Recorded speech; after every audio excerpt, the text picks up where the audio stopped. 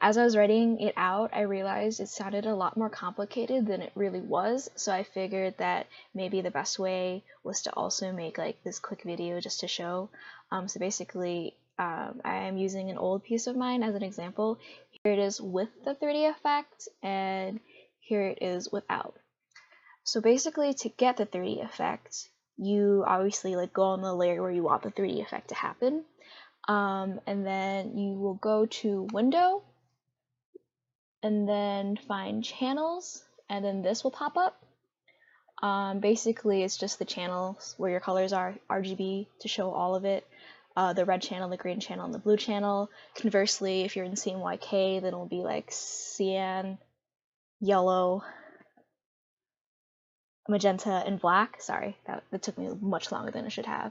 Basically, it kind of just shows you each component. So if I take away the red, here's green and blue. Here's just blue, which is black and white because you don't have any color really.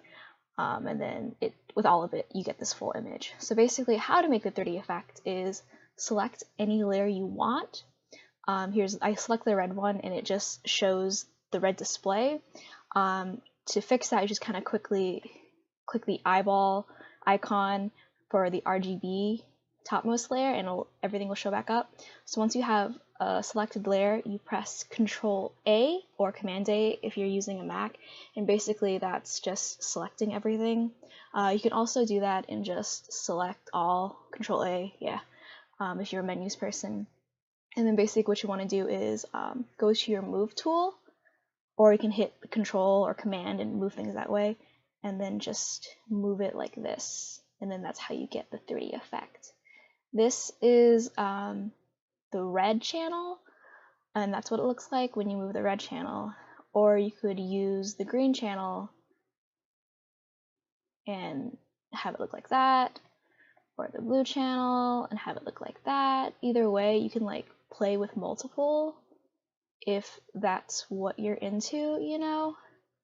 Once you've moved it to how you want it to be, you kind of just hit Control or Command D to deselect everything, and then once that's done, you click back on RGB right here, and then you continue drawing if you want, because if you don't, you will just be on channels. So if you're trying to erase something, it'll only erase it in that channel. So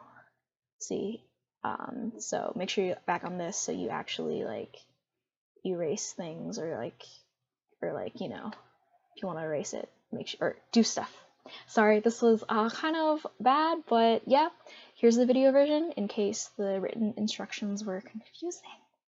Sorry, and thank you for watching. Oh my god.